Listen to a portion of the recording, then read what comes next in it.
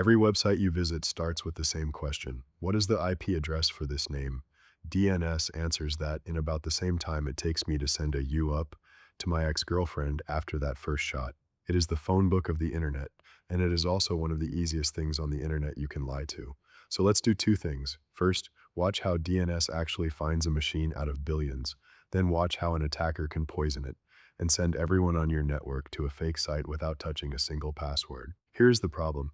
Computers do not route by names, they route by numbers. You typed a name, but your browser needs the number, the IP address, before it can send anything. DNS, the domain name system, is what turns one into the other. Here, let's follow a single lookup. Before your browser asks anywhere, it checks its own memory, the browser cache. Seen this name recently? Use the saved answer. Done. Nothing there? It asks the operating system, which keeps its own little cache. Still nothing? Now, and only now, it actually goes out to the network. The first stop is a recursive resolver. That is usually your ISPs, or a public one like 8.8.8.8. Recursive just means this one server agrees to do the entire lookup for your browser and call it back with the final answer. You ask it once, it does the legwork. And if the resolver has never heard of the name, it climbs a chain. It asks a root server, the top of the tree. The root does not know the answer either, but it knows who runs .NET, so it points down to the TLD server, the one in charge of that top-level domain. The TLD server does not know the exact answer either, but it knows who is authoritative for the name, the one server that holds the real record. That authoritative server finally hands back the IP route to TLD, to authoritative, 3 hops, and the name is now a number. Here's the part that makes the internet even faster. The resolver does not throw that answer away. It caches it for a window called the TTL, the time to live, set by the domain's owner. So the next person who asks for that name skips the entire walk and gets the answer instantly.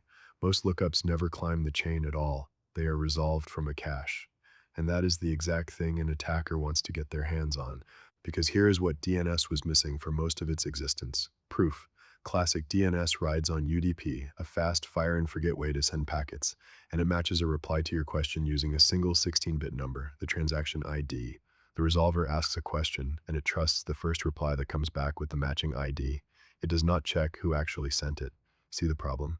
If I can guess that ID and get my fake reply in before the real one, the resolver believes me. The attack is a race. An attacker floods the resolver with forged replies, each guessing the transaction ID, trying to beat the real authoritative server to the punch, win the race, and the resolver caches your lie. In 2008, a researcher named Dan Kaminsky made this terrifyingly reliable.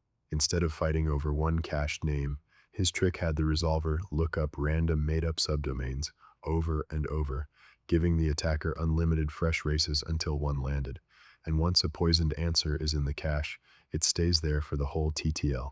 Every single person using that resolver gets silently sent to the attacker's server. No password stolen, no malware yet. Just the wrong address. Trusted completely. So how do we stop it? Step 1 was simple. Add more randomness.